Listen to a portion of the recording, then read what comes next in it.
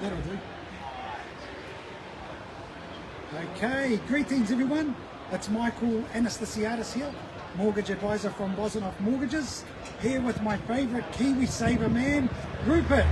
Rupert, say hi to everyone. Kia ora everybody. So tell us what's happening in the world of KiwiSaver and Bitcoin.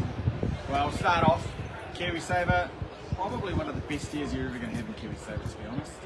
Yeah. Global markets are up about 23% this year, and so your KiwiSaver, if it's not going nuts, you need to find a new home, because it's been, honestly, the times in markets, what's happened this year have been great, powered by a combination of AI, the Trump win, and falling interest rates. Yeah.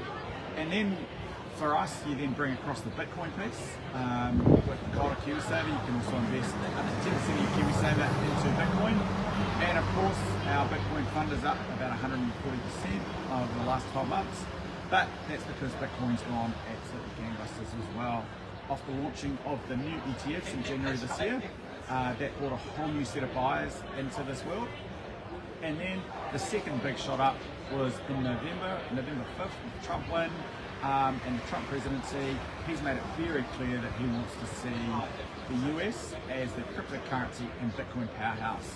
And even overnight, that was extended a little bit further, where he has now just appointed a new head of the SEC, who is a very pro-crypto person, and that's why crypto in kind of last 24 hours, the first time ever, Bitcoin, last 24 hours has just peaked over $100,000 for the first time ever. Now tell the people that are watching, number one, what are the risks associated with Bitcoin crypto?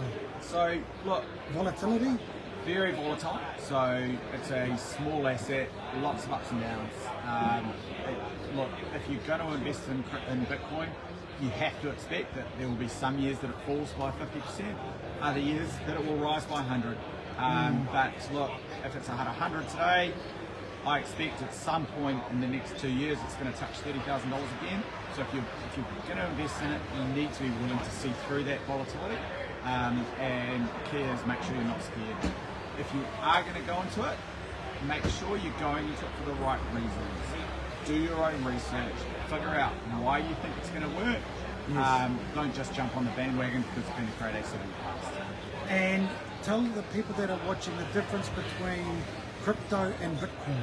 It's a really great question, because Bitcoin's kind of over the last 2 years has stood out on its own. It's become the new version of gold. It's the digital gold. It's widely accepted in terms of its own currency. It's got a limit of a total of 21 million coins. That's the maximum that's able to be mined. And so it really stands on its own.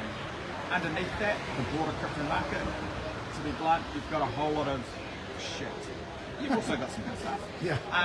But the problem is, when you're doing that, well, you're banking on a technology working, you're banking on a project that's kind of got some reputable people behind it. There is some good stuff there, right? I look at the Solana blockchain, the Ethereum blockchain, the Avalanche blockchain. There's some interesting stuff there. Out of those three, I don't know what's going to win. And then, look, I'm not a crypto kind of die-hard expert, but underneath that, I'd suggest most of it's kind of what we call the shitcoins. And the reason they're called shitcoins is because they're pretty shit. Now, when I was doing the training with you guys, something that stood out to me was you were talking about with all the things that's happening around the world, the US dollar seems to be like, I don't want to say losing its power, but some nations are looking at other avenues other than the US dollar, and they're putting it in the Bitcoin. Is that right? What's the right way to describe that part of the training? Yeah, look, so I think what we've seen over the last 2 years is what we call the weaponization of the US dollar. Okay. And by that what I mean is, so after the Russian invasion of Ukraine, it was all of a sudden Russia was excluded from the SWIFT banking system, no longer allowed to use US dollars, the US dollar denominated assets were seized. And so what did that mean in practice, right? So what that meant is that all of a sudden, if you're China, you're Russia, you're Iran, you're anyone that thinks you might fall foul of the US, you went, I can't hold US dollar assets anymore, or I'm going to reduce my holding. And so they started buying gold. That's why gold's now at full-time highs, up at kind of $2,300, $2,400 an ounce. And increasingly, the rumor mill has it, which we haven't yet had confirmed, that they are starting to buy Bitcoin as that alternative asset as well. There's a lot of payments that are being facilitated in and out of Russia and Iran. Whether they're using Bitcoin or other cryptocurrency assets is to be debated. But look, it is really interesting because increasingly a lot of these nation states are moving away from the dollar because they're just too scared that if they fall foul, all of their assets are gone. Now what I like, while you were doing that training, I logged onto my Kura and I was able to change my portfolio mix and added a little bit of crypto. So I was able to do that online pretty much immediately. I think it gave me 2.9% or something like that, and I was able to do it like that. So that's how good the Kura system work is. And I've also got access to your team. Should me or my clients have any questions about our KiwiSaver, that's so easily available to us that I didn't find that I had when I had my KiwiSaver elsewhere. So a big thank you to you and your team for making it so easy for us. So yeah, that's the plug. Awesome. Well, I'm stoked at that because making it easy is what we want to do, right?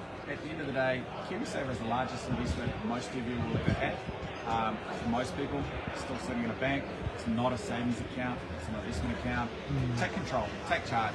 Come and speak to Michael. Get him to help you sort it out, and then let's take charge of your KiwiSaver.